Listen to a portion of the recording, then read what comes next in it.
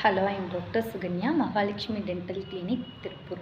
நம்ம டெய்லி எந்த மாதிரி வீடியோ பேசலாம் அப்படின்னு பார்த்தீங்கன்னா, இந்த 1 வீக் ஃபுல்லாக ப்ரஷ்ஷை பற்றி பேசலான்னு இருக்கேன். ப்ரஷ் அப்படின்னு பார்த்தீங்கன்னா, இன்றைக்கி ஷார்ட்டாக சொல்கிறேன். ப்ரஷ் முதல்ல என்னென்ன டைப் ஆஃப் ப்ரஷ் இருக்குது அப்படின்னு பார்த்தீங்கன்னா, மேனுவல் ப்ரஷ், இன்னொன்று ஃபிங்கர் ப்ரஷ், நெக்ஸ்ட்டு பார்த்தீங்கன்னா எலக்ட்ரிக் ப்ரஷ். மேனுவல் ப்ரஷ் அப்படிங்கிறது நம்ம நார்மலாக காமனாக எல்லாருமே யூஸ் பண்ணுற ப்ரஷ்.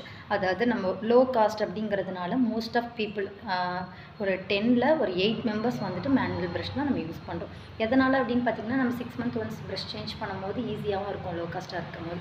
நெக்ஸ்ட்டு பார்த்திங்கன்னா ஃபிங்கர் ப்ரஷ். அது யாருக்கு யூஸ் பண்ணலாம் அப்படின்னா, பேபிஸ்க்கு யூஸ் பண்ணுற ப்ரஷ்ஷு.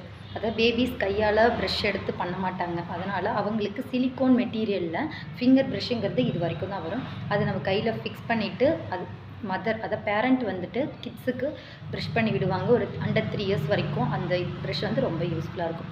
நெக்ஸ்ட்டு பார்த்திங்கன்னா எலக்ட்ரிக் ப்ரஷ்.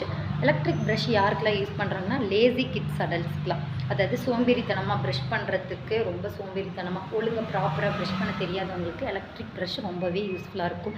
அதில் வைப்ரேஷன் இருக்கிறதுனால ஜஸ்ட் நம்ம இப்படி வச்சாலே அந்த வைப்ரேஷன் மோட் ஆன் ஆகி நம்மளுக்கு ப்ரஷ் பண்ணிவிடும். அது கொஞ்சம் டீப் க்ளீனிங்கும் பண்ணும். மோஸ்ட்லி அது நம்ம ஊர் சைடு யாருமே வந்துட்டு அந்த ப்ரஷ்ஷை வந்து மோஸ்ட்லி ப்ரிஃபர் பண்ணுறது கிடையாது.